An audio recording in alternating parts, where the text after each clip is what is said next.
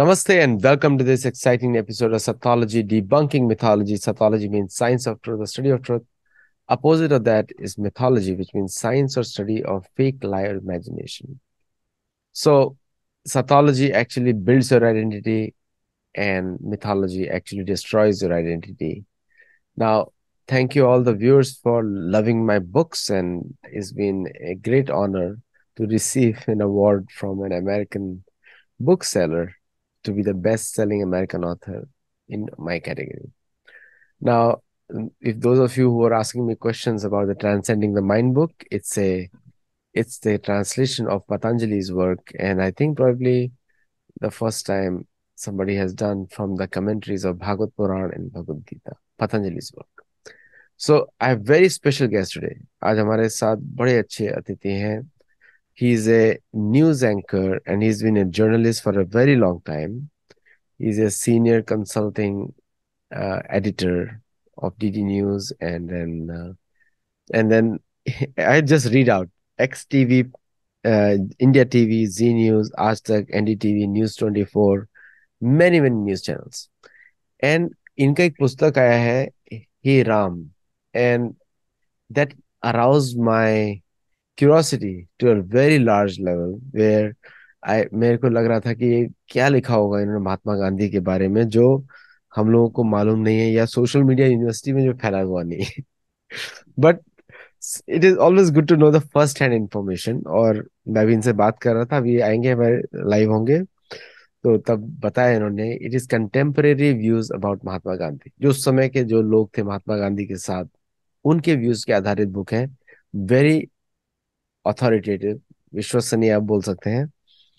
तो let us welcome Shri प्रखर Srivastava. Welcome प्रखर जी. नमस्कार, धन्यवाद। नमस्ते नमस्ते. Thank you for coming on the show. And I love serious authors like what you're doing is separating fiction from non-fiction. So Mahatma Gandhi के विषय में लोग जितना कम जानते हैं उतना शायद किसी भी पॉलिटिकल लीडर के बारे में उन देश के लोग इतना, मतलब इतना ज्यादा जानना, जिनको ज्यादा जानना चाहिए वो नहीं जानते महात्मा गांधी के बारे में. तो मुझे एक बात बताइए, ओवरऑल पूरी बुक में मैंने आपके बुक के चैप्टर्स देखे, तो आप महात्मा गांधी की पर्सनालिटी को कैसे समराइज करते हैं? और एक चीज मैं ऐड कर दूं, पूरे वेस्ट में महात्मा गांधी को हम्म। ऐसा लीडर बताया जाता है कि he is one of the greatest peace icon of all times.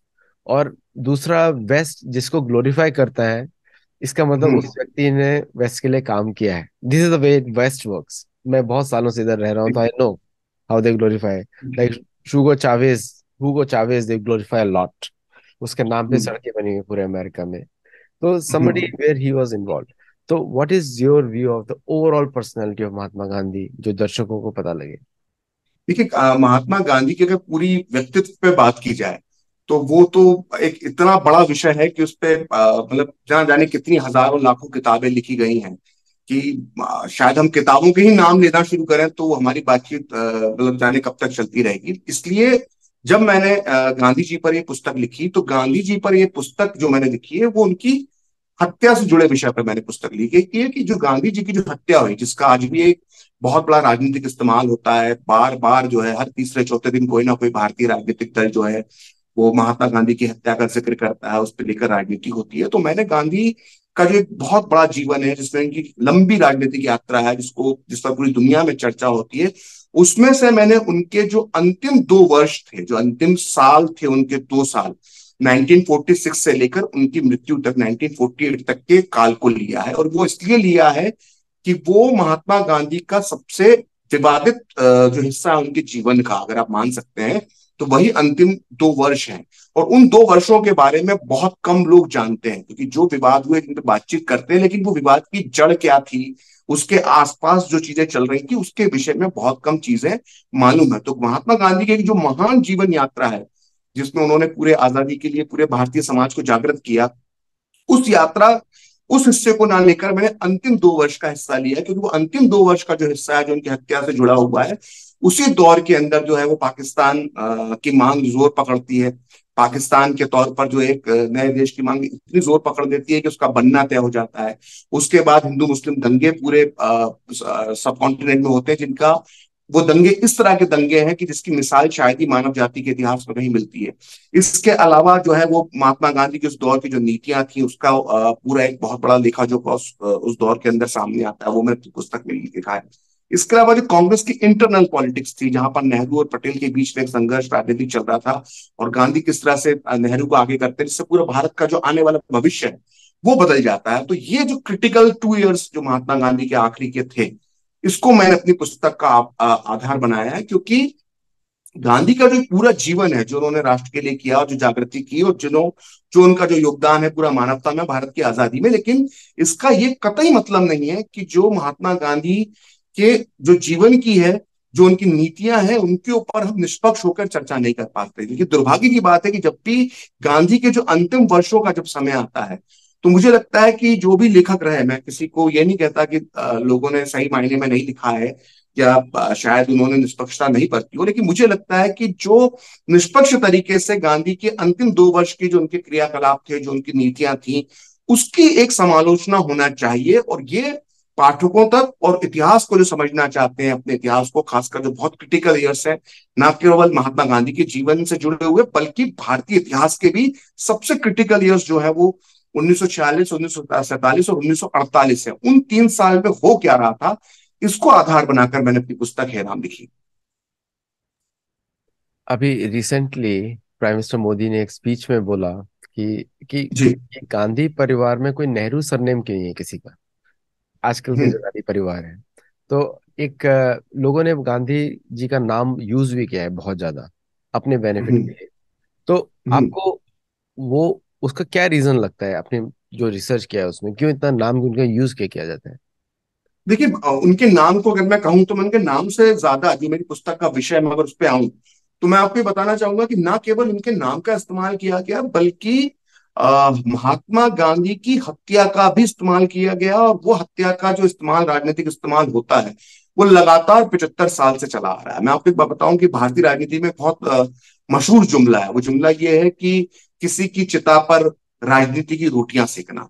तो मैं यहाँ बहुत जिम्मेदारी से ये बात कहना चाहता हूं कि अगर भारतीय राजनीति में किसी व्यक्ति की चिता पर राजनीति की रोटियां सेकी गई हैं, तो वो महात्मा गांधी हैं। और उनकी हत्या के अगले दिन से ये कार्य शुरू हो गया था, और ये कार्य जवाहरलाल नेहरू ने किया। तो महात्मा गांधी के न केवल विरासत का लोगों ने यहाँ पे दोहन किया है भारतीय राजनीति में, बल्कि उनकी मृत्यु तक को नहीं छोड़ा। जो उनकी हत्या हुई, उसका राजनीतिक इस्तेमाल किया गया। मैं आपको थोड़ा सा स्पष्ट कर देता हूँ कि महात्मा गांधी की जो हत्या हुई, उसका कैसे राजनीतिक इस्तेमाल भारत के नेताओं ने किया, खासकर कांग्रेस, और कांग्रेस में भी पंडित जवाहरलाल नेहरू ने किस तरह से उनका इस्तेमाल किया। तो वो मैं आपको अगर आपको बताऊं कि महात्मा गांधी की जब हत्या होती है, तो एक बहुत बड़े भारत के नेता हुए एन डी गाडगिल ने, उन्होंने ये बात कही थी कि गोडसे ने जो 3 गोलियां चलाई थी गांधी पर, उसमें से पहली गोली उसने गांधी पर चलाई, दूसरी गोली उसने चित्पावन ब्राह्मणों पर चलाई, जिनका पूरा उसके बाद नरसंहार होता है महाराष्ट्र में, और तीसरी गोली जो है एक तरह से जो है, मैं अगर डिफाइन करूं, एन बी गाडगिल ने जो कहा उसके अलावा मैं कहूं, तो तीसरी गोली उसने हिंदुत्व पर चलाई। तो कहने का मतलब यह है कि महात्मा गांधी की हत्या का इस्तेमाल करके नेहरू ने अगले दिन से हिंदुत्व की जो आइडियोलॉजी थी, जो हिंदुत्व की विचारधारा थी, उसको बदनाम करने में महात्मा गांधी की हत्या का इस्तेमाल किया। एक पूरा नैरेटिव गढ़ा गया गांधी की हत्या के इर्द गिर्द। वो नैरेटिव ये था कि गांधी की हत्या की जो वजह है, वो हिंदुत्व की विचारधारा की वजह से वो हत्या हुई है। गांधी की हत्या करने वाले हिंदुत्व की विचारधारा को मानते थे। ये बात सत्य है कि गांधी की हत्या जो करने वाले जो लोग थे, नाथूराम गोडसे उसके साथी, वो हिंदुत्व की विचारधारा को मानते थे। लेकिन गांधी की हत्या की वजह हिंदुत्व की विचारधारा नहीं है। गांधी की हत्या की वजह 3 वजह है। पहली वजह उनकी मुस्लिम तुष्टिकरण की नीति, दूसरी वजह है उनका जो जो रिफ्यूजी आए थे पाकिस्तान से, हिंदू सिख, उनके प्रति जो उनका रूखा व्यवहार था, और तीसरी वजह जो है वो ये है कि जो पाकिस्तान को 55 करोड़ रुपए देने की उन्होंने मांग की थी। तो इसके इर्द गिर्द महात्मा की गांधी की हत्या की हत्याएं वजह बनती है। लेकिन महात्मा गांधी के नाम का इस्तेमाल, उनके हत्या का इस्तेमाल जो है वो हिंदुत्व की आइडियोलॉजी को पीछे धकेलने के लिए किया गया। जैसे गांधी की हत्या होती है तो उन संगठनों पर प्रतिबंध लगा दिया जाता है जिनका कोई महात्मा गांधी की हत्या से लेना देना नहीं था। उदाहरण के तौर पर आरएसएस पर नेहरू सरकार ने प्रतिबंध लगा दिया, जबकि उसके बाद हुई सारी जांच में और उसके बाद जितनी लोगों ने अध्ययन किया, रिसर्च किया, यहाँ तक कि जो कपूर कमीशन भी आता है वो भी ये मानता है कि आरएसएस का इस हत्याकांड में कोई भी हाथ नहीं था। लेकिन फिर भी महात्मा गांधी की हत्या का एक तरह से राजनीतिक लाभ उठाकर संघ को कुचलने के लिए, आरएसएस को कुचलने के लिए नेहरू ने इस्तेमाल किया। तो और उसके बाद नेहरू ही नहीं रुके, उसका चाहे इंदिरा गांधी हो, चाहे राजीव गांधी हो, चाहे वो वर्तमान जो गांधी नाम अपने आगे अपने पीछे लगाते हैं और गांधी के साथ खुद को जोड़ने की कोशिश करते हैं, वो आज तक महात्मा गांधी की हत्या का इस्तेमाल जो है वो हिंदुत्व को बदनाम करने के लिए और हिंदुत्व की आइडियोलॉजी या उन संगठनों पर वो हमले करते हैं गांधी का नाम लेकर जिनका इस हत्याकांड से कोई लेना देना नहीं था। तो ये आप जो बात कह रहे हैं कि गांधी के नाम का इस्तेमाल, तो ये लोग ना सिर्फ गांधी के नाम का इस्तेमाल भारतीय राजनीति में इन लोगों ने किया है अपने नाम के आगे लगाकर, बल्कि गांधी की हत्या जैसी दुखद घटना का भी इस्तेमाल अपने राजनीतिक लाभ के लिए पीढ़ी दर पीढ़ी ये करते चले आ रहे हैं। और जो काम इन्होंने 1948 में शुरू किया था, गांधी की हत्या के अगले दिन 31 जनवरी 1948 से लेकर वो 2023 में भी जारी है और 2024 के चुनाव में भी आप देख लीजिएगा कि ये सब चर्चाएं, इस तरह के बयान आते रहेंगे। जी। अगर रिचर्ड एटली का हम स्टेटमेंट देखें कि भारत की आज़ादी जो है सुभाष चंद्र बोस, मतलब किसी ने उनको पूछा जी। कि महात्मा गांधी से मिली है, तो उन्होंने कलकत्ता में ही बोला उन्होंने एक मिनिमम। जस्टिस को कि नहीं, मिनिमम कोई कंट्रीब्यूशन नहीं है। ये ब्रिटिश का व्यू है। और अगर हम विंस्टन चर्चिल और इन लोगों का व्यूज देखें तो एंटी गांधी व्यूज है सबका। और but if you see India, तो एक एक तरीके का क्लियरली एक षड्यंत्री दल दिखता है कि महात्मा गांधी किसके फेवर में थे या किसके साथ थे।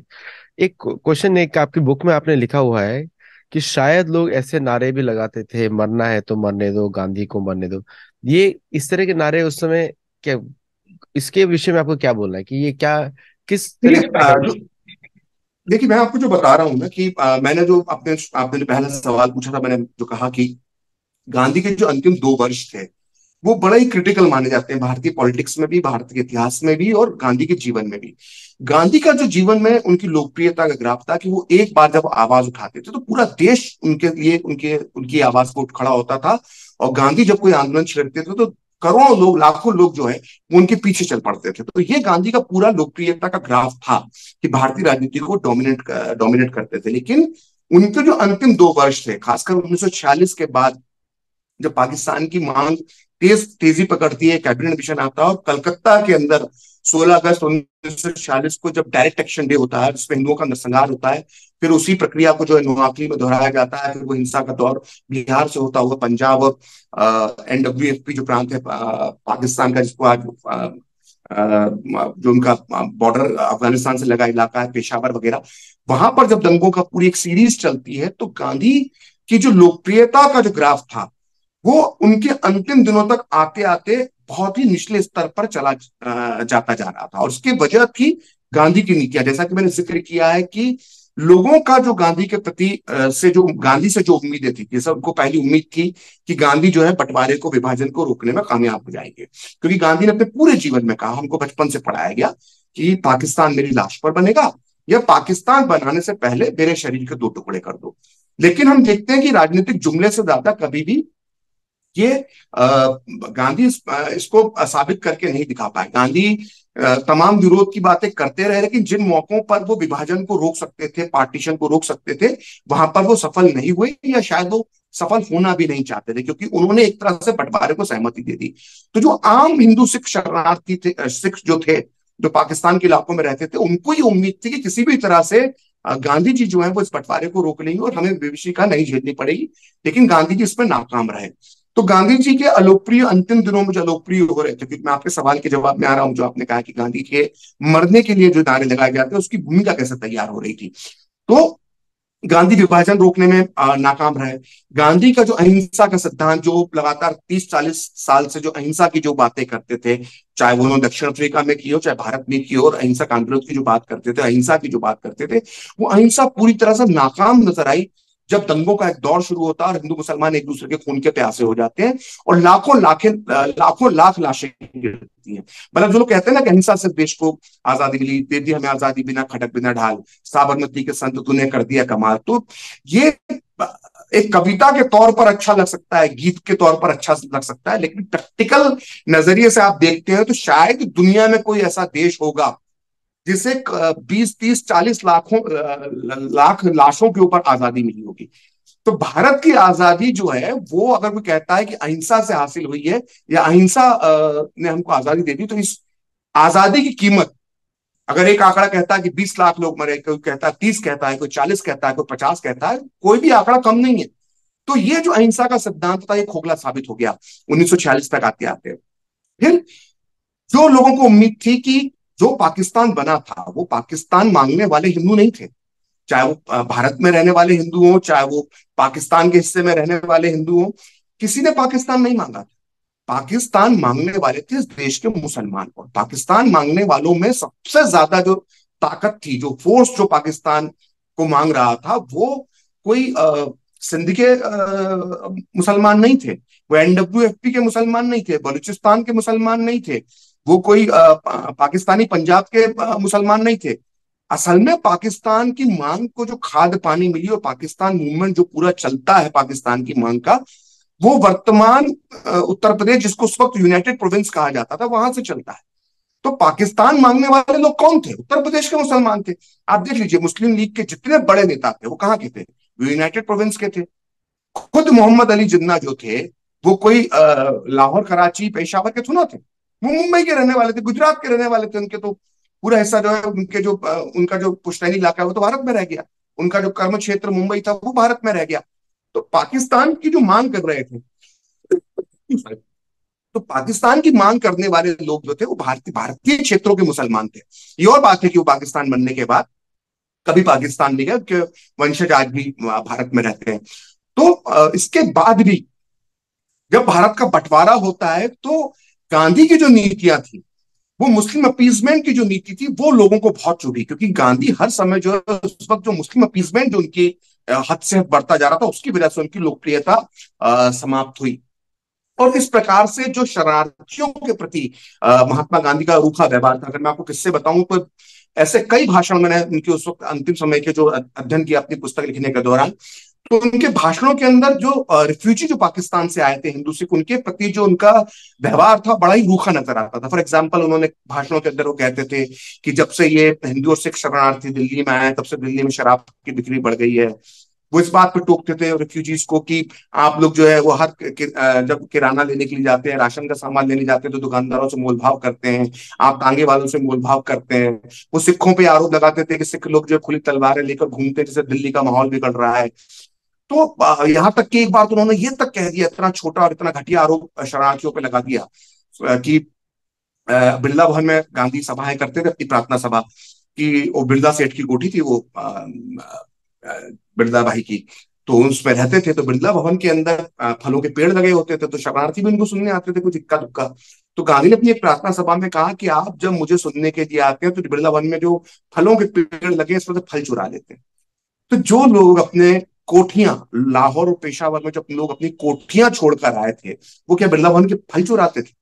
तो इस तरह के जो वो आरोप लगाते थे या इस तरह की जो बातें करते थे, साथ में मुस्लिम अपीसमेंट करते थे। उनका कहना था कि जो मुसलमानों के घर खाली हो गए, जो कुछ मुसलमान पाकिस्तान चले गए थे दिल्ली के, तो उनके घर जो खाली हो गए वो हिंदू शरणार्थियों को ना दिए जाए। जबकि ये गवर्नमेंट के बीच में डील थी, दोनों सरकारों के बीच में, भारत पाकिस्तान की, कि जो जो जिस जिस इलाके में जो घर खाली हुए हैं वो शरणार्थियों को दे दिए जाए। जैसे उदाहरण के लिए अगर लाहौर से जो हिंदुओं ने जो प्रॉपर्टीज खाली की थी, वहां पर यहाँ से जाने वाले मुसलमानों को बसा दिया गया।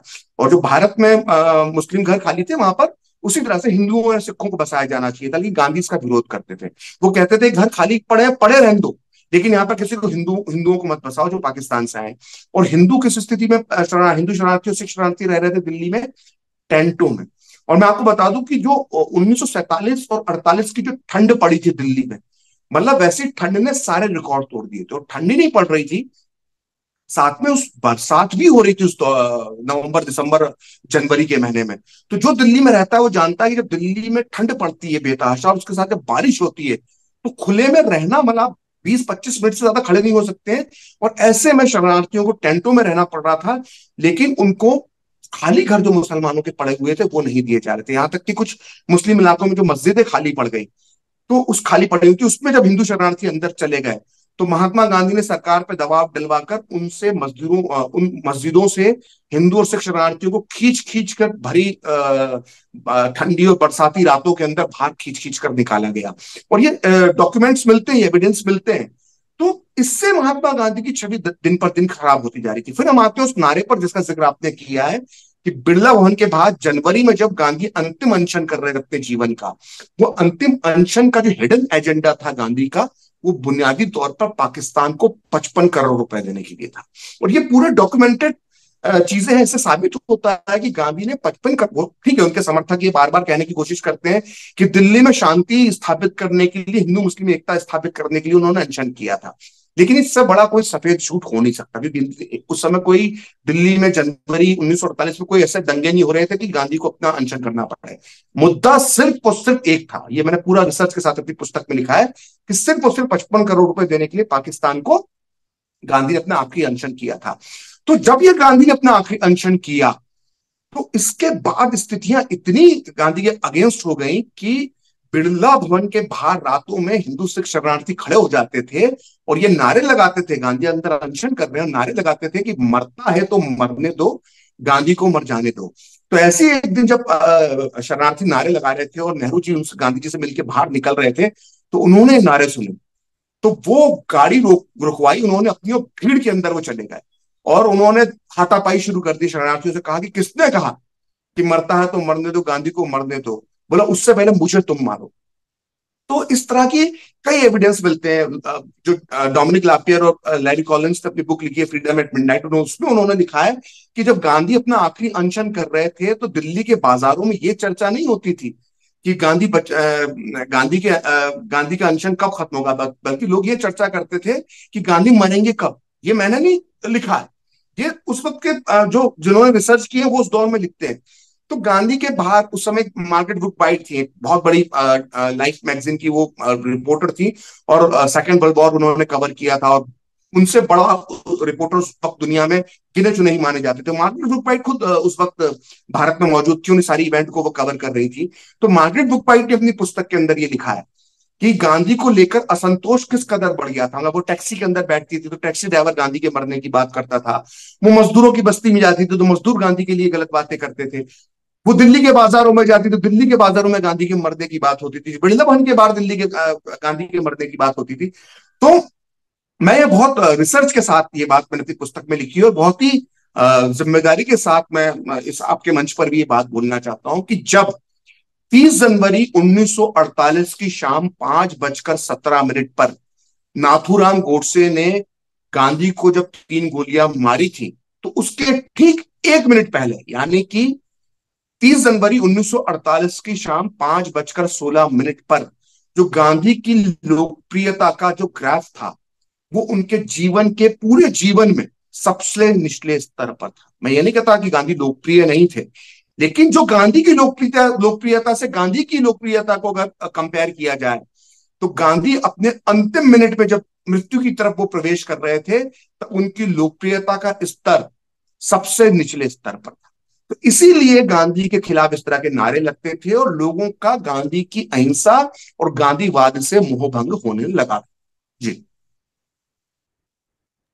आपने आपने जो बुक में आपके चैप्टर्स, मैं दर्शकों को बोलूंगा कि ये तो ऑलरेडी बेस्ट सेलर बुक है, इंडिया में तीसरा प्रिंट के लिए जा रही है, हे राम इनकी जी, पुस्तक है। फिर प्रिंट की जारी 5वां एडिशन इसका प्रिंट पांचवा हुआ। एडिशन प्रिंट हो रहा है। जी। और थैंक यू फॉर करेक्टिंग। और इसमें आपने बड़े अच्छे टाइटल दिए हैं, गांधी की आखिरी प्रयोगशाला एक चैप्टर टाइटल है। और हम्म। उस आखिरी प्रयोगशाला में मतलब what is that, what was the प्रयोगशाला, what is the experiment of Gandhi?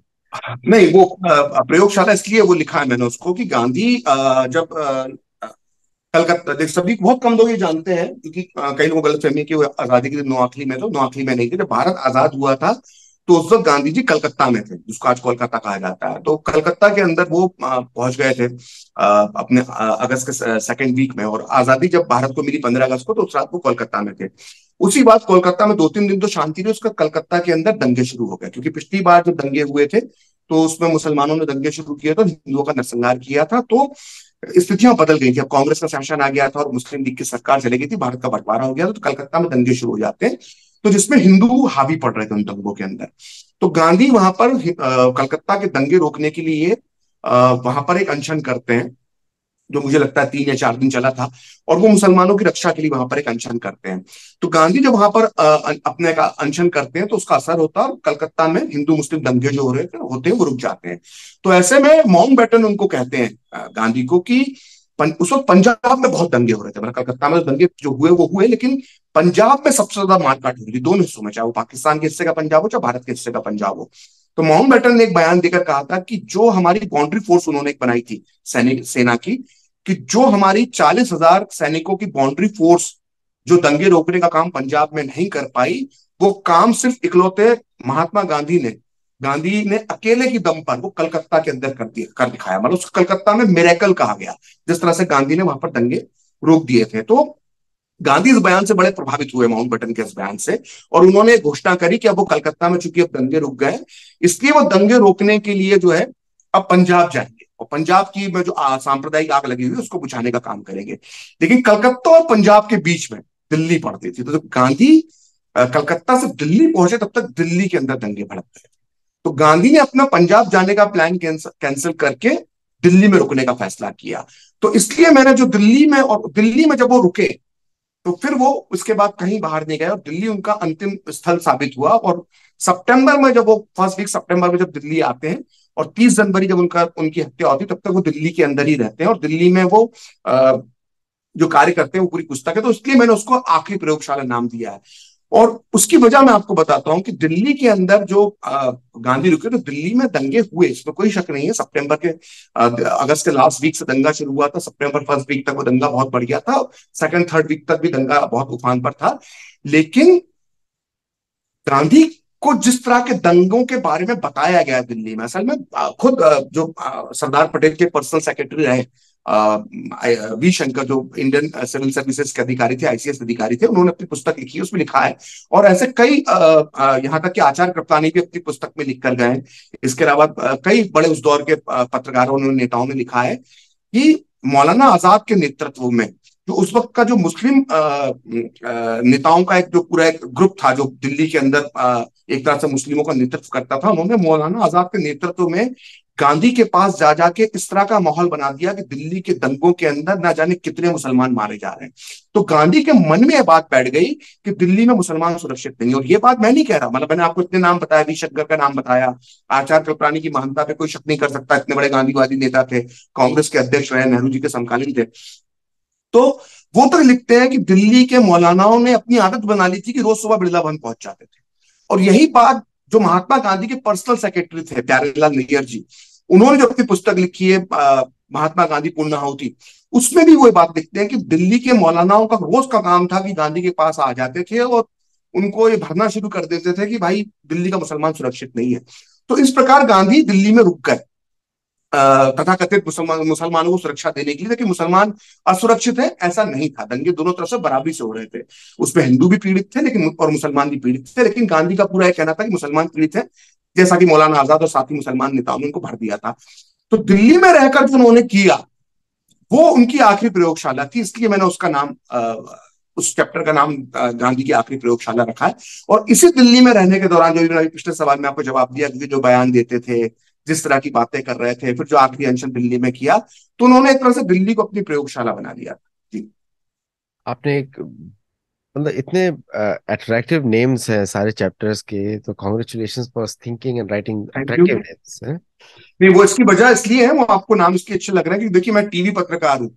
तो टीवी पत्रकार जो भी होता है, 20 साल टीवी पत्रकारिता की है, तो उसको ना कैची नाम देने की उसका ना एक प्रोफेशन होता है। तो मतलब हम जब भी शो बनाते हैं आधे घंटे का, तो हम चाहते हैं कि बड़ा अच्छा सा नाम हो। तो वो प्रोफेशन है, तो जब पुस्तक लिखी तो नाम भी फिर वैसे ही चैप्टर्स के दे दिए। नहीं, बट वेरी जी। अट्रैक्टिव चैप्टर नेम्स, और सब कुछ क्लियर है, like you read the chapter name and you know what is going to be the content, क्या रहेगा, स्पेसिफिक रहेगा। एक आपने बड़ा अच्छा, मुझे तो ये नाम ही पता नहीं है, और इतने सालों से मैं इंडिया से बाहर रह रहा हूँ, तो इसलिए थोड़ा डिस्कनेक्ट भी रहता है कभी कभी। तो आपने एक चैप्टर का नाम दिया रामचंद्र से नाथूराम तक, और फिर उसके बाद मिस्टर एंड मिसेस आप्टे और गोडसे। तो ये संबंध क्या था, आप मैनेजर आप्टे का और गोडसे का क्या संबंध था? और ये जी। जो जो आपने रामचंद्र से नाथूराम बोस के तक आप गोडसे तक आपने लिखा, तो क्या ये इसमें क्या संबंध है? तीनों एक साथ ही चैप्टर्स हैं, क्या संबंध है ये पूरा? मैं थोड़ा सा देखिए, ये जो मेरी पुस्तक है हे राम, गांधी हत्याकांड की प्रमाणिक पड़ताल, तो ये दो पार्ट में, मतलब ये दोनों पार्ट इसी एक ही एडिशन में, एक ही बुक में। तो पहला जो हिस्सा है उसका नाम है गांधी मृत्यु की ओर, तो उसमें मैं उन स्थितियों की चर्चा कर रहा हूँ एविडेंस के साथ कि गांधी अपने अंतिम समय में अपनी मृत्यु की तरफ कैसे जा रहे थे। और दूसरा चैप्टर जो उसका दूसरा खंड जो है, इस पुस्तक का दूसरा पार्ट है जो इसी का हिस्सा है, वो ये है कि मैं मारूंगा गांधी को। तो इस जो सेकंड पार्ट है जो बुक का, उसके अंदर गोडसे की कहानी है, नाथूराम गोडसे की कहानी है। तो इसमें जो नाथूराम गोडसे की कहानी जो है, तो उसका जो आप पहला चैप्टर जो आपने नाम बताया वो है रामचंद्र से नाथूराम तक। तो जब बड़ा दिलचस्प ये बात है कि जब गोडसे पैदा हुआ था तो उसके घर वालों ने उसका नाम रामचंद्र रखा था, मतलब उसका पूरा नाम था रामचंद्र विनायक गोडसे। लेकिन हुआ क्या कि गोडसे परिवार में एक अंधविश्वास था, मतलब उसके पिता और उसके माता को अंधविश्वास था नाथुराम गोडसे को, क्योंकि गोडसे के पहले जो उनके तीन बेटे हुए थे, तीनों के तीनों मर गए थे कम उम्र में ही। तो उसके परिवार को ये शक था, डर था कि ये भी इसके साथ भी कुछ ऐसा हो सकता है। तो वो एक किसी पुजारी पंडित या ज्योतिषी के पास गए, तो उसने कहा कि इसको तुम अगर लड़की की तरह उसको शुरुआती साल में पालोगे तो इसको ये श्राप नहीं लगेगा और ये बच जाएगा। तो बचपन में नाथुराम गोडसे को लड़की की तरह पाला जाता था और उसकी नाक में एक नथ पहनाई गई थी। तो जब उसकी नाक में नथ पहनाई गई तो लोगों ने जो उस जमाने में होता था कि किसी भी जो आपके कुछ भी ऐसा होता था तो आपका नाम भी उसी तरह का पड़ जाता था। तो उसके आसपास के लोग, परिवार के लोग उसको नथिया बोलने लगे, नथ की वजह से। तो ऐसे नथिया से बनते बनते उसका नाम नाथूराम हो गया। तो फिर उसका जो असली नाम, जो आज पूरा इतिहास में जो उसका नाम दर्ज है, वो नाथूराम गोडसे है। तो ये जो चैप्टर है रामचंद्र से नाथूराम गोडसे तक, तो वो उसकी जो शुरुआती जीवन है, जहां तक वो उसके अंदर जो उसके अंदर विचारधारा के तौर पर, एक युवा के तौर पर, एक किशोर के तौर पर जो एक बदलाव आ रहा है, एक वो पूरा इसके अंदर, इस चैप्टर के अंदर। तो बड़ा दिलचस्प इसके अंदर एक किस्सा आता है कि शुरुआत में जब नाथुराम गोडसे किशोर अवस्था में था, यानी जब वो 16-17 साल की उम्र में था, तो वो गांधीवादी था। उसका आदर्श जो है वो महात्मा गांधी हुआ करते थे।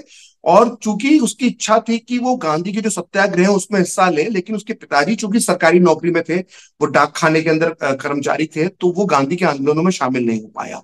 उसके परिवार की तरफ से उसको रोक दिया गया, घर का सबसे बड़ा बेटा था, उसके ऊपर जिम्मेदारियां थी। लेकिन फिर भी वो गांधी के प्रति उसकी इतनी श्रद्धा थी नाथुराम गोडसे की, अपने छात्र जीवन में, शुरुआती जीवन में, कि एक बार जब उसके गांव में गांधी के कुछ सत्याग्रही रुके, तो बिना अपने परिवार को सूचित करके वो सारे सत्याग्रहियों को उसने कहा कि आप मेरे घर भोजन करने चलिए, और 15-20 गांधी के जो सत्याग्रही थे उनको लेकर वो अपने घर पहुंच गया। तो उस जमाने का एक अलग तरह के संस्कार होते थे, मेहमान अगर कोई आ जाते घर में तो उनको भगाया नहीं जाता था। तो उसकी माँ ने भोजन करवा दिया, लेकिन जब भोजन करवा के सत्याग्रही गांधी के चले गए, तो नाथुराम गोडसे के पिता ने उसको बहुत डांटा और कहा कि तुम जानते हो कि मैं सरकारी नौकरी में हूं, और तुम मुझसे बिना पूछे इस तरह से गांधी के सत्याग्रही देकर आ गया, तो इससे मेरी नौकरी पर आ सकती है, आगे से गलती मत करना। तो नाथुराम गोडसे का बचपन कुछ इस तरह का था। लेकिन उसके जीवन में परिवर्तन, बड़ा ही दिलचस्प जो मोड़ आता है कि कई बार जो आपके सितारे होते हैं वो आपके लिए कुछ रास्ते तय कर देते हैं और आपका जीवन एकदम बदल जाता है। तो नाथुराम गोडसे के जीवन में भी यही हुआ कि उसके पिता का जो ट्रांसफर था वो रत्नागिरी कर दिया गया, सरकार ने रत्नागिरी उनका ट्रांसफर कर दिया उसके पिता का। तो रत्नागिरी के अंदर जिस मोहल्ले में उन्होंने घर लिया किराए पर, उसी मोहल्ले में अगली एक गली छोड़कर वीर विनायक दामोदर सावरकर रहते थे। तो वीर सावरकर उस वक्त रत्नागिरी के अंदर अपना जो अंग्रेजों ने जब उनको पहले तो काला पानी भेजा था, फिर जेल में शिफ्ट किया था, उसके बाद उनको नजरबंदी के अंदर वहां पर रखा गया। तो ये 1929-28 की बात है। तब नाथुराम गोडसे की उम्र जो थी वो करीब करीब 20 साल के आसपास वो हो चुका था। तो वो चूंकि वो देशभक्त था नाथुराम गोडसे, उसको आसपास की चीजें जानने का और जो देश में आंदोलन चल रहे हैं उसकी उसको जानकारी थी। चूंकि वो खुद महाराष्ट्र से आता था, तो वीर सावरकर के बारे में भी जानता था, उन सभी प्रभावित था गांधी के साथ साथ। तो वो वीर सावरकर से मिलने पहुंच गया। तो वीर सावरकर जब उससे मिले तो वीर सावरकर ने महसूस किया कि इस लड़के के अंदर कुछ ऐसा है जिस जो अन्य लोगों में नहीं होता, कि वो शार्प था नाथुराम गोडसे बचपन से। भले पढ़ाई लिखाई में वो बिल्कुल बहुत ही एवरेज था, या कह लें बिलो एवरेज था, 10वीं के बाद उसने पढ़ाई छोड़ दी थी। लेकिन चूंकि वीर सावरकर को भी एक अपने सहयोगी की जरूरत थी, तो उन्होंने नाथुराम गोडसे को एक तरह से अपना पर्सनल असिस्टेंट बना लिया। तो वो नाथुराम गोडसे उनके लिए पत्रों के ड्राफ्टिंग का काम, फाइलें मेंटेन करने का काम करने लगा। फिर वीर सावरकर ने उससे अंग्रेजी सीखने को कहा। तो वो था 8वीं पास नाथुराम गोडसे, लेकिन वीर सावरकर के कहने पर उसने अंग्रेजी सीखी। वीर सावरकर उसे प्रतिदिन जो है किताबें पढ़ने के लिए देते थे। तो वहां से जो उसकी विचारधारा, जो गांधीवाद की विचारधारा थी उसकी किशोर अवस्था तक, वो जब जवानी की अवस्था में पहुंचा और वीर सावरकर के संपर्क में आया, तो वो हिंदुत्व की विचारधारा की तरफ मुड़ गया। और उसके आदर्श जो सांगली में जब तक उसका परिवार रहता था, तो जिसका आदर्श जो महात्मा गांधी हुआ करते थे, वो रत्नागिरी में आने के बाद जब वो 20वें साल से आगे बढ़ता है उसका जीवन, तो उसके आदर्श जो है वीर सावरकर हो जाते हैं। और वीर सावरकर और गांधी की जो राजनीतिक विचारधारा वो कितनी अलग थी सबको मालूम है। तो वहां से गोडसे के जीवन में परिवर्तन आता है। तो इसीलिए मैंने इस चैप्टर का नाम जो है वो रामचंद्र से नाथुराम तक रखा है। फिर आपने दूसरा चैप्टर का जिक्र किया, मिस्टर एंड मिसेस आप्टे। तो ये मिस्टर एंड मिसेस आप्टे जो कहानी है, बेसिकली नाथुराम दो गोडसे का जो दोस्त था, अ, नारायण आप्टे, ये उसकी पूरी कहानी है। दरअसल नाथुराम गोडसे को फांसी जो हुई थी गांधी हत्याकांड में, तो गोडसे के साथ साथ नारायण आप्टे को भी फांसी हुई थी, क्योंकि अदालत ने माना था कि यही दोनों असली मास्टरमाइंड है जिन्होंने गांधी की हत्या का पूरा प्लान बनाया और गांधी को हत्या को अंजाम तक पहुंचाया। तो ये नाथुराम गोडसे का बड़ा ही खास आदमी था नारायण आप्टे, मतलब खास दोस्त। और दोनों के चरित्र में बड़ा ही अंतर था। नाथुराम गोडसे ने किशोर अवस्था और जवानी के दिनों से ब्रह्मचर्य का पालन उसने शुरू कर दिया था, स्त्रियों से दूर रहता था। घर में उसने कह दिया था कि मैं शादी नहीं करूंगा, और आप चाहे जो कर लें, मैं शादी नहीं करूंगा, बाकी आपके सारे कहने मानूंगा। तो उसने अपना पूरा जीवन जो है वो भी एक हिंदुत्व के कॉज के लिए लगा दिया। लेकिन नारायण आप्टे बिल्कुल उल्टा था। नारायण आप्टे के अंदर, संसार के अंदर जो भी उस दौर के अंदर जो एक युवा के अंदर बुराइयां मौजूद हो सकती हैं, वो नारायण आप्टे के अंदर थी। उसकी शादी हो चुकी थी, उसका एक बच्चा था, उसके बाद भी उसके शादी के बाहर भी एक्स्ट्रा मैरिटल अफेयर चलते थे। तो मिस्टर एंड मिसेज आप्टे मैंने इसलिए लिखा है क्योंकि जब वो होटलों में लड़कियों को लेकर मिलने के लिए पहुंचता था, तो जो होटल का रजिस्टर था, वो रजिस्टर होता था, उसके अंदर वो मिस्टर एंड मिसेज आप्टे लिखता था। तो जो एक लड़की जिसका नाम वो मिसेज आप्टे लिखता था, उसका नाम मनोरमा साल्वी था। वो क्रिश्चियन लड़की थी, उसकी स्टूडेंट थी, नारायण आप्टे के स्कूल में पढ़ाता था, तो उसकी स्टूडेंट रह चुकी थी। उसके साथ उसका अफेयर चलता था मनोरमा साल्वी के साथ। तो मनोरमा साल्वी के साथ जब भी वो होटल में मिलने जाता था, तो मिस्टर एंड मिसेस आप्टे लिखता था। और यही मनोरमा साल्वी जो है, बाद में जाके नारायण आप्टे के खिलाफ एक बहुत बड़ी गवाह तैयार हुई, क्योंकि उसको आप्टे के जीवन के कई राज मालूम थे। तो इसमें आप्टे का पूरा कैरेक्टर जो है वो मैंने इस चैप्टर के अंदर लिखा। फिर तीसरा चैप्टर इसका आप जिक्र कर रहे हैं, संपादक गोडसे और मैनेजर आप्टे। तो वो इसके लिखा है कि जब इन दोनों की दोस्ती होती है, क्योंकि नारायण आप्टे भी वीर सावरकर को अपना नेता मानता था और नाथुराम गोडसे भी मानता था, जब इनकी मुलाकात होती है तो मिलकर पहले तो एक हिंदू राष्ट्र दल नाम से, एचआरडी नाम से एक संगठन बनाते हैं। वो संगठन बहुत सफल नहीं हो पाता, तो उसके बाद भी सोचते हैं कि एक अखबार शुरू किया जाए। तो ये अग्रणी, दैनिक अग्रणी के नाम से पुणे में एक अखबार शुरू करते हैं। तो उस अखबार का जो संपादक होता है वो नाथुराम गोडसे होता है, और उस अखबार का जो मैनेजर होता है वो नारायण आप्टे होता है। तो वो ये अखबार शुरू करते हैं, और इस अखबार के अंदर वो हिंदुत्व की विचारधारा वो आगे बढ़ाते हैं। और गांधी के खिलाफ बड़े क्रिटिकल आर्टिकल इस पर नाथुराम गोडसे लिखता है। मेरे एक मित्र है, पुणे में रहते हैं, जर्नलिस्ट हैं वो। तो वो अभी ये रिसर्च कर रहे हैं कि पत्रकार के तौर पर नाथुराम गोडसे कैसा था। हो सकता है वो रिसर्च जल्दी सामने आएगा। वो गोडसे के लेखों का अध्ययन कर रहे हैं। मराठी भाषा में अखबार था। तो गोडसे बड़े ही जिसको कहते हैं जहरीली भाषा में गांधी के लिए इसके अंदर लेख वगैरह लिखता था। तो इसलिए उसकी जो पत्रकारी जीवन की, पत्रकारिता के जीवन की जो यात्रा है, उस चैप्टर में मैंने लिखी है। इसलिए इसका नाम है संपादक गोडसे आप्टे मैनेजर। तो ये इसके अंदर इनकी पूरी ये कहानी आती है जी। अच्छा, आपने इधर अपनी पुस्तक में पिस्टल नंबर एक लिखी है। पिस्टल नंबर, कौन सी पिस्टल नंबर? हम्म। और एक पुस्तक में आपने, मतलब ये इतना डिटेल में है ये कि बच जाते बापू सुरक्षा में 75 चूक कि, तो ये जो एक सोशल मीडिया पे चलता रहता है कि कितनी गोलियां थी, कितनी लगी। आपने शुरू में भी थोड़ा रेफरेंस दिया था इसके बारे में। तो हम्म। ये जो सुरक्षा चूक जो हुई महात्मा गांधी की हत्याकांड में, इसके पीछे कोई राजनीतिक षड्यंत्र था, या जो गोलियां जो चलाई गई वो जो आप बता रहे थे कि जो मिस हुई, और फिर जो एक तीन। नहीं, मैंने ऐसा मिस होने वाला इसमें नहीं लिखा। लेकिन देखिए मैं आपको बताऊं, एक गोली एक दूसरे की तरफ गई, दूसरी दूसरे की तरफ नहीं, गई। मैं थ्योरी को नहीं मानता, ना मेरी पुस्तक में थ्योरी है। लोगों का अपना अपना एक रिसर्च होता है, उसके बेस पे कहते हैं। लेकिन जितना मैंने रिसर्च किया है इस विषय पर, करीब करीब मैंने 17 साल तक काम किया, 2005 से लेकर 2022 तक। तो मैंने जितना रिसर्च किया, मुझे ऐसा कोई जानकारी नहीं मिलती कि गोडसे ने जब गांधी को गोली मारी थी तो उसने 3 गोलियां चलाई थी। लेकिन जो खुद गोडसे का जो बयान है वो कहता है कि मैंने 2 बार ट्रिगर दबाया था, क्योंकि वो ऑटोमेटिक पिस्टल थी। तो उसने जब दूसरी बार ट्रिगर दबाया तो एक एक के बाद एक गोलियां निकली, और 3 गोलियां निकली, और 3 गोलियां चली थी। चैम्बर के अंदर जो गोलियां बची थी, वो सब जो एविडेंस जो मेरी जानकारी मिलता है, वो गांधी को 3 गोलियां मारने का मिलता है। ये नहीं मिलता कि वो चौथी गोली मारी गई थी या कहीं और से फायर हुआ था या कोई गोली मिस फायर की गई थी। ये मेरी जानकारी में नहीं मिलता। 3 गोली मारी थी, और जैसा पुलिस रिकॉर्ड में लिखा हुआ है करीब करीब वही मिलता है। अब ये नहीं कहता किसका दावा क्या है, किसी और का दावा 4 गोली का है, चौथी गोली किसी और ने मारी या कहीं और से चली। तो वो अपना रिसर्च है उसका, वो उसको साबित करे, वो उसको बताए। अगर लोगों को लगेगा तो उसको सही मानेगा।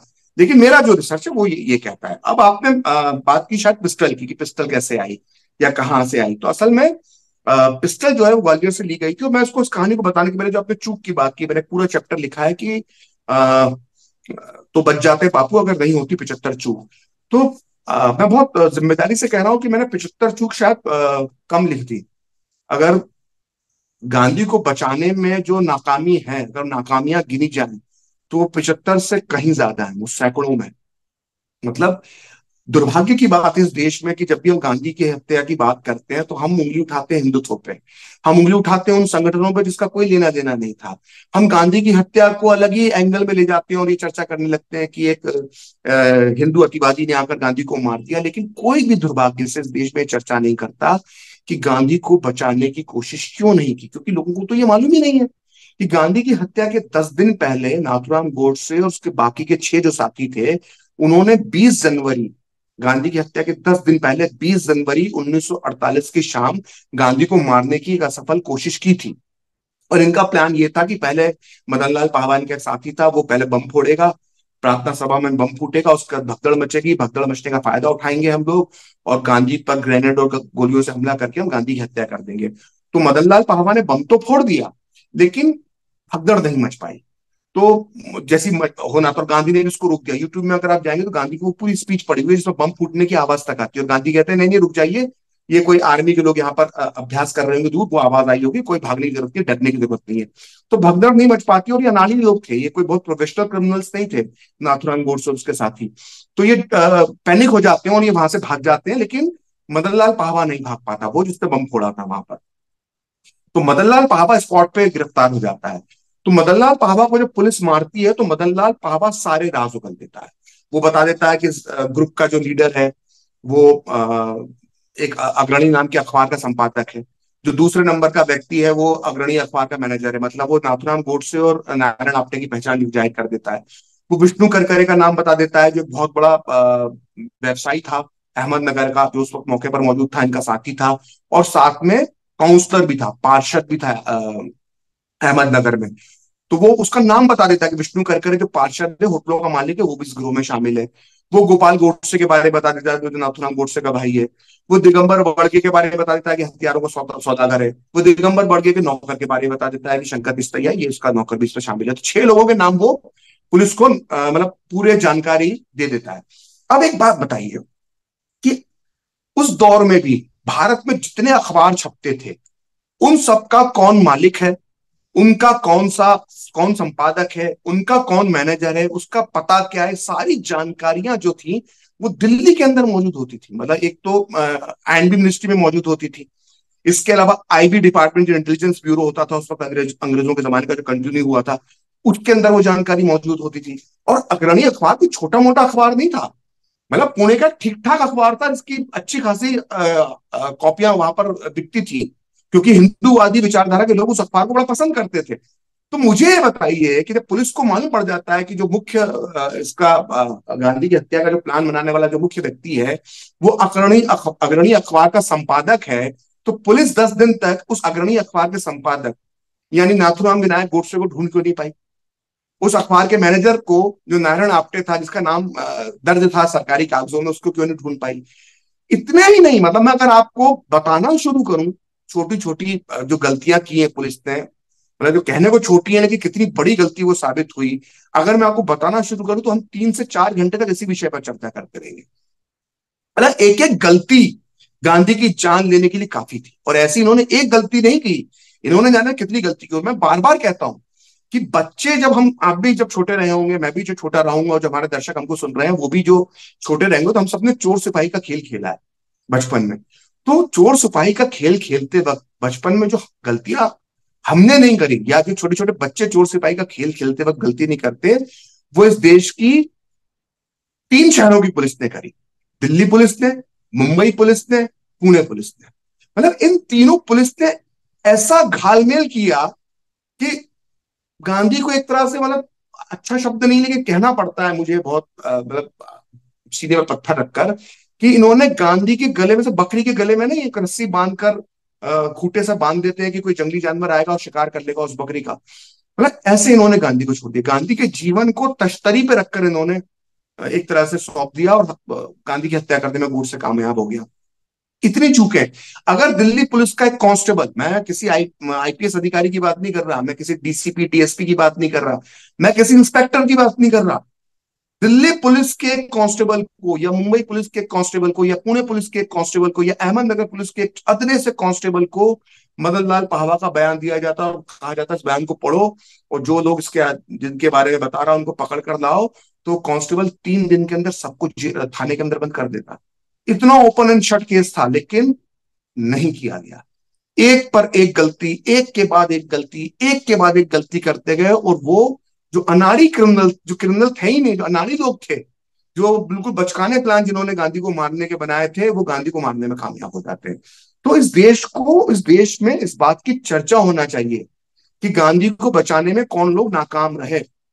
मैं बहुत जिम्मेदारी से कहना चाहता हूं कि अगर इस देश में जो नेहरू को मानने वाले लोग हैं, जो नेहरूवाद की बात करते हैं, नेहरूवादी अपने आप को कहते हैं, और जो कहते हैं कि इस देश में आईआईटी की स्थापना का श्रेय नेहरू को है, जो कहते हैं कि इस देश में एम्स की स्थापना का श्रेय नेहरू को है, जो कहते हैं कि इस देश में कारखाने लगाने का श्रेय नेहरू को है, जो देश में इसरो बनाने का श्रेय भी नेहरू को दे देते हैं, जो नेहरू को धर्मनिरपेक्षता का ठेकेदार बताते हैं, लोकतंत्र का मसीहा बताते हैं, तो वो सारे क्रेडिट नेहरू को देते हैं। लेकिन अगर नेहरू इन सब के लिए, नेहरू का नाम आता है कि नेहरू ने इतना सब कुछ किया था, तो नेहरू को फिर जिम्मेदार भी ठहराया जाना चाहिए गांधी की हत्या के लिए, कि वो गांधी को नहीं बचा पाए। ठीक, सिर्फ नेहरू ही नहीं, सरदार पटेल का भी यहाँ पे जिक्र होना चाहिए। सरदार पटेल को मानने वाले लोग कहते हैं कि उन्होंने भारत में 500 से ज्यादा रियासतों का विलीनीकरण किया, भारत को एक मजबूत भारत बनाया। वो लौह पुरुष थे, उन्होंने हैदराबाद को भारत में विलीनीकरण किया। लेकिन सवाल ये भी है कि गृह मंत्री होने के नाते सरदार पटेल की जिम्मेदारी थी कि वो गांधी को सुरक्षा देते, लेकिन वो गांधी की जान बचाने में नाकाम हुए। ये लोग बार में, नेहरू और पटेल बार बार ये बाद में कहते रहे गांधी हत्या के बाद, जब इनसे पूछा गया कि क्यों ऐसा हुआ, तो कहते थे कि गांधी तो सुरक्षा देने को तैयार ही नहीं थे, हमने उनको सुरक्षा ऑफर करी, उन्होंने सुरक्षा के लिए मना कर दिया। तो भाई गांधी की तुमने कौन सी बात आखिरी समय में मान ली थी? गांधी के अगर अंतिम जीवन में आप उनके अंतिम 1 साल निकाल के देखें, तो नेहरू और पटेल को गांधी ने जो जो कहा, इन दोनों ने हमेशा उसका उल्टा किया। गांधी कहते थे कि भाई बड़े कारखाने नहीं होते थे, इन्होंने कारखानों की बात की। गांधी कहते थे सेना नहीं होना चाहिए, इन्होंने सेना की बात की। गांधी तो कहते थे अहिंसा की बात करते थे, तो इन्होंने युद्ध भी लड़े पाकिस्तान से शुरुआत में। इन्होंने तो तमाम गांधी की जो नीतियां थी उनके उल्टे ये लोग चल रहे थे। गांधी आचार्य नरेंद्र देव को कांग्रेस का अध्यक्ष बनाना चाहती थी, इन्होंने आचार्य नरेंद्र को। तो गांधी की कोई बात नहीं मानते थे अंतिम समय में, ये सुनते नहीं थे गांधी की। लेकिन गांधी की कोई बात ना मानने के बाद गांधी की सिर्फ एक ही बात मानी कि तुम मुझे सुरक्षा नहीं दो, बोला ठीक है बापू, मैं आपको सुरक्षा नहीं देते। तो ये बड़ी अजीब चीज। और गांधी के जो पोते हैं तुषार गांधी, उन्होंने तो, जब मैं एनडीटीवी में काम करता था तो उन्होंने, हमने शो बनाया था गांधी हत्याकांड पे, तो उन्होंने उस इंटरव्यू में ये बात खुद कही थी कि सरदार पटेल और नेहरू के लिए बहुत आसान था कि साल में वो 2 दिन, यानी 30 जनवरी और 2 अक्टूबर को राजघाट जाए, पुल चढ़ाए और वापस अपने काम पर लग जाए, बजाय इसके कि वो रोज बिरला भवन जाकर गांधी की झड़कियां सुने। मतलब वो, ये अपनी पुस्तक में भी उन्होंने लिखा है कि जीवित गांधी जो था उनके लिए काफी मुसीबतें पैदा करने वाली राजनीतिक तौर पर उनके लिए बात थी। तो कहने का मतलब ये है कि कोई इस विषय पर बात नहीं करता। सारी बात, जो एजेंडा है, वो नैरेटिव जो सेट करने का जो काम कुछ लोग करते हैं, वो सिर्फ गांधी की हत्या को हिंदुत्व से जोड़ते हैं। वो कभी गांधी की हत्या का जिक्र करते वक्त ये नहीं कहेंगे कि गांधी की मुस्लिम तुष्टीकरण की नीति जिम्मेदार थी, पाकिस्तान का 55 करोड़ रुपए पाकिस्तान को देना जिम्मेदार था, नेहरू और पटेल ने जो उनको सुरक्षा उपलब्ध नहीं करवाई वो जिम्मेदार थे, कभी बात नहीं करते। तो गांधी को बचाना बहुत आसान था, बहुत जिम्मेदारी से कह रहा हूं मैं बात। गांधी जब नोआखली में थे अपने अंतिम समय में, जब नवंबर के अंदर जब वो नोआखली पहुंचे थे, जब हिंदुओं का नोआखली में नरसंहार हो रहा था, तो नोआखली जो था बंगाल का पार्ट था, अब वर्तमान में बांग्लादेश का हिस्सा है, और बंगाल में मुस्लिम लीग की सरकार थी, और मुस्लिम लीग का जो मुख्यमंत्री था, जो बंगाल का मुख्यमंत्री था, उसका नाम था सुहरावर्दी, जिसे हम बूचर ऑफ बंगाल कहते हैं, जिसने डायरेक्ट एक्शन लिया और नोआखली के अंदर हजारों हजार हिंदुओं की हत्याएं करवाई। बड़ा ही घटिया आदमी था, कसाई, जिसको बंगाल का कसाई कहते हैं, वो बंगाल का मुख्यमंत्री था। और जब गांधी नोआखली पहुंचे, और मुस्लिम बहुल इलाका था, 80% मुस्लिम आबादी थी नोआखली में, और गांधी जब मुस्लिम बहुल इलाकों के अंदर शांति स्थापित करने के लिए गांव गांव पैदल घूमते थे, तो बंगाल की पुलिस, और चूंकि सेना को भी डिप्लॉय करने का पावर सुहरावर्दी के पास था, तो सुहरावर्दी ने बख्तरबंद गाड़ियां ब्रिटिश फौज की और हथियारों से लैस पुलिसकर्मी गांधी के साथ लगा रखे थे, और गांधी के साथ साथ वो चलते थे। और गांधी से जब लोग बोलते थे कि आप तो अहिंसा के पुजारी हैं, आपके साथ ये सेना के और पुलिस के, बंगाल पुलिस के लोग चलते हैं हथियार लेकर, तो गांधी ये कहते थे कि मैं इसका विरोध करता हूं, मैं सुरक्षा नहीं मानता, और मैंने सोहरावर्दी को बार बार पत्र लिखकर मैं कहता हूं कि मेरी सुरक्षा हटा लो, लेकिन चूंकि बंगाल सरकार का फैसला है तो मैं क्या कर सकता हूं। तो ऐसा नहीं कि गांधी अपनी सुरक्षा को लेकर इतने रिजिड थे कि नहीं, मेरे आसपास कोई पुलिस वाला नहीं होता। गांधी कहते थे मुझे सुरक्षा मत दो, लेकिन अगर सरकार ये तय कर देती कि भाई आप तय नहीं करेंगे, जैसे आज भी कई नेता होते हैं राजनीतिक लाभ के लिए कहते हैं कि मैं सुरक्षा नहीं रखूंगा। वर्तमान में एक आधे राज्य के एक मुख्यमंत्री है, उन्होंने भी नौटंकी की थी कि भैया मैं सुरक्षा नहीं रखूंगा, लेकिन सरकार तय करेगी कि आपको सुरक्षा में रहना है कि नहीं रहना है। तो कहने का मतलब है कि गांधी भले ही मना करते थे सुरक्षा के लिए, लेकिन सोहरावर्दी ने तो, वो बंगाल का कसाई जिसको कहते हैं हम, जिसको हम विलेन मानते हैं, उस खलनायक तक ने गांधी को सुरक्षा दे दी, जिसको भारतीय इतिहास में खलनायक माना जाता है सुहरावर्दी को। उस खलनायक ने गांधी की जान बचाने के लिए सुरक्षा दे दी गांधी को, और जिनको नायक माना जाता है इस देश में, वो गांधी को सुरक्षा नहीं देते, और ये बहाना बनाते हैं कि गांधी ने तो सुरक्षा लेने से मना किया था। तो इस विषय पर भी चर्चा होना चाहिए, लेकिन इस विषय पर चर्चा नहीं होगी, क्योंकि जब इस विषय पर चर्चा की जाएगी तो जो एजेंडा है इस देश के लिबरल कोंगी लिबरल गैंग का, कम्युनिस्ट गैंग का, लेफ्ट लिबरल लॉबी जो यहाँ पे काम करती है, खुद को सो कॉल्ड सेक्युलर जो कहने वाले लोग हैं, तो उनका जो नैरेटिव है वो दिशा भटक जाएगा, इसलिए लोग इस विषय पर चर्चा नहीं करते। जी नहीं, आपने बहुत ही अच्छा बताया इसके बारे में। एक एक अंतिम प्रश्न इस सेशन में, कि जी आपको क्या लगता है कि जब जैसे महात्मा गांधी का, ये मेरा पर्सनल, अभी तक मैं बुक से पूछ रहा था, गांधी जी ने हे राम करके, लोग बोलते हैं कि हे राम करके उन्होंने प्राण त्यागे, बोला था, ये कहाँ तक सच है? देखिए, ये आपने ऐसा सवाल पूछा है कि कई लोगों ने मुझसे पहले भी बातचीत में पूछा, मतलब व्यक्तिगत बातचीत में भी, कई पाठकों ने भी मुझसे सोशल मीडिया पे भी पूछा कि आपने पुस्तक का नाम हेराम कैसे रखा, क्यों रखा, गांधी ने तो हेराम नहीं कहा था। तो पुस्तक का नाम हेराम मैंने क्यों रखा वो मैं आपको थोड़ा बाद में बताऊंगा, लेकिन जो मेरा अध्ययन, लोगों के अपने अलग अलग बयान है, इसको थोड़ा बहुत मैं जो हम आपको भी बोल रहा हूँ, और जो मेरी बात सुनने वाले दर्शक है उनको भी कह रहा हूँ कि जो मैं अब कहने वाला हूँ उसको जरा थोड़ा सा सोच समझकर ध्यान से सुनिएगा। देखिए क्या होता है, अगर हम एक सामान्य मनुष्य की बात करें, चाहे वो मैं हूं, चाहे वो आप हो, चाहे कोई और भी हो, जब हमें कोई चोट लगती है तो हमारा पहला रिएक्शन क्या होता है? या तो हम कहते हैं प्रभु, भगवान, हे राम, ओ मां, इसी तरह के हमारे मुंह से शब्द निकलते हैं। तो अगर गांधी को चोट लगी और उन्होंने इस शब्द में से एक शब्द हे राम कहा, तो ये कोई अनोखी घटना नहीं है। ठीक है, अब लोग इसका इस्तेमाल अपने अपने नजरिए के लिए करते हैं। जो गांधी को मानने वाले लोग हैं वो ये कहते हैं कि देखिए अंतिम समय में भी वो राम का नाम लेकर गए, तो कितनी पवित्र आत्मा होंगे। मैं कहना चाहता हूं कि गांधी के अंतिम शब्दों से आप उनके पूरे जीवन को जज नहीं कर सकते। गांधी अगर महान इंसान थे और अंतिम समय में इसके बाद भी अगर मान लो उन्होंने हे राम नहीं बोला, तो उनकी महानता पे कोई फर्क नहीं पड़ता है। गांधी अगर अंतिम समय में सिर्फ आहा बोलकर भी जानते जाते, और अगर वो महान थे तो वो महान ही रहते। वो हे राम बोलने से उनकी महानता का स्तर कम नहीं हो जाता, और उनकी महानता का स्तर कोई बढ़ नहीं जाता। ये बात समझने की जरूरत है। दूसरी बात, अगर कोई खराब व्यक्ति है, मैं कई लोगों को जानता हूं जिनके माता पिता वृद्धाश्रम में रहते हैं, लेकिन उनको जब चोट लगती है तो कहते हैं ओ माँ। तो ओ माँ कहने से वो मातृभक्त नहीं हो जाता। तो मैं ये कह रहा हूं कि हे राम बोला या नहीं बोला, ये इतनी बड़ी बहस का विषय होना ही नहीं चाहिए, लेकिन ना जाने क्यों लोग इस विषय पर बहस करते हैं। क्योंकि मैं फिर दोहरा रहा हूं कि गांधी ने हे राम बोला तो इससे वो महान नहीं हो जाते, और हे राम नहीं बोला था तो इससे भी उनकी महानता पर असर नहीं पड़ जाता। मतलब ये ऐसा सवाल है जिसकी कोई चर्चा की, मतलब मैं तो इसमें कोई गुंजाइश देता हूं, लेकिन लोग अपने विवादों के लिए इस पर बार बार चर्चा करते हैं। अब मैंने अपनी पुस्तक का नाम हे राम क्यों रखा, तो मैंने जो हे राम रखा है वो सिर्फ ये रखा है कि हे राम, मतलब गांधी हत्याकांड से जुड़े इतने अनसुलझी बातें हैं, इतने राज हैं कि हर राज को पढ़ के आपके मुंह से हे राम निकलता है। जब आप पढ़ते हैं पूरा एक एक चीज को जो आपके सामने आती है कि गांधी ने ये कहा था, या ऐसा हो रहा था, या नेहरू ने फायरिंग करके 400 हिंदू किसानों को मरवा दिया था जो किसी को नहीं मानता, पढ़ते वक्त अचानक अनायास आपके मुंह से निकलता है हे राम। तो मेरी पुस्तक का नाम मैंने उस भाव के साथ रखा है। जी। नहीं, एक्चुअली वो गीता का एक श्लोक है ना, अंत काले च मामेव स्मरण मुक्त्वा कलेवरम। हम्म।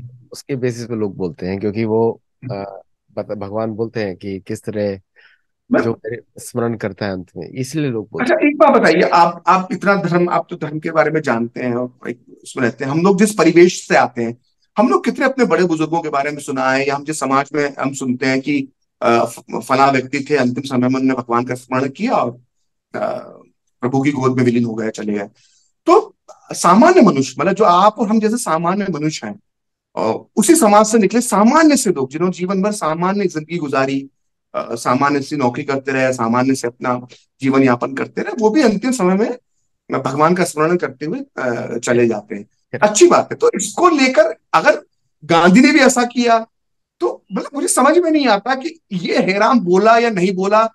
ये बोलने से गांधी ना तो छोटे हो जाते हैं ना महान हो जाते हैं। अब इस पर चर्चा क्यों होती है? क्योंकि हम जो सनातनी हैं, ये हम जीवन में हमें सिखाया जाता है कि प्रभु का स्मरण करते हुए हमें जाना है। तो सामान्य लोग जो अनपढ़ रहे, जिन्होंने जीवन में कोई ऐसा बहुत कुछ हासिल नहीं किया, प्रभु का स्मरण करते हुए प्रभु की गोद में चले जाते हैं। तो अगर गांधी ने भी हैरान बोल दिया आखिरी समय में, तो इसमें ऐसा क्या हो गया? और अगर नहीं भी बोलते तो गांधी कोई, उनकी महानता कोई कम नहीं हो जाती। तो मेरा मानना है कि गांधी के जीवन का आकलन उनके अंतिम शब्दों से नहीं करना चाहिए, बल्कि अपने जीवन में उन्होंने जो कहा और जो किया और उसका जो असर हुआ, इसके आधार पर गांधी के जीवन का अध्ययन। बिल्कुल सही बोला आपने। और भगवान के पास सामान्य लोग ही जाते हैं, जो अपने आप को सामान्य नहीं मानते वो लोग नहीं जाते। लाइटली बोल रहा हूँ लोगों के लिए। But anyway, thank you very much Prakash Shrivastava ji for coming on the बहुत शो। बहुत धन्यवाद। और इतना बहुत फोर्सफुली बहुत आपने मैसेज रखा है, आई एम रियली इम्प्रेस्ड, आपका कम्युनिकेशन। थैंक और you. What a wonderful way put your message. And दर्शकों को बता दो, इनके टाइटल ही बुक के इतने अच्छे चैप्टर्स के। मुझे नई, मेरी नई पुस्तक आने वाली है, उसके लिए मुझे इतना इंस्पिरेशन मिला इनके टाइटल देख के, कि और मैं चैप्टर आपने टाइटल। फ्रीलांस कर सकता हूँ, आप मुझे दे देंगे तो मैं आपकी बुक के टाइटल भी, अगर आप चाहें तो मैं लिख दूंगा। सब बिल्कुल, टाइटल, मैं आपको भेजता हूँ। Chapter. So thank you all very much for joining the show. बहुत बहुत और धन्यवाद। लोगों को बताइए और शेयर करिए, और लोगों को ये मैसेज पहुंचना चाहिए। और इसी पे हम लोग बंद करते हैं, समाप्त करते हैं सेशन। हे राम, जय श्री राम, नमस्ते, थैंक यू। धन्यवाद। वंदे मातरम।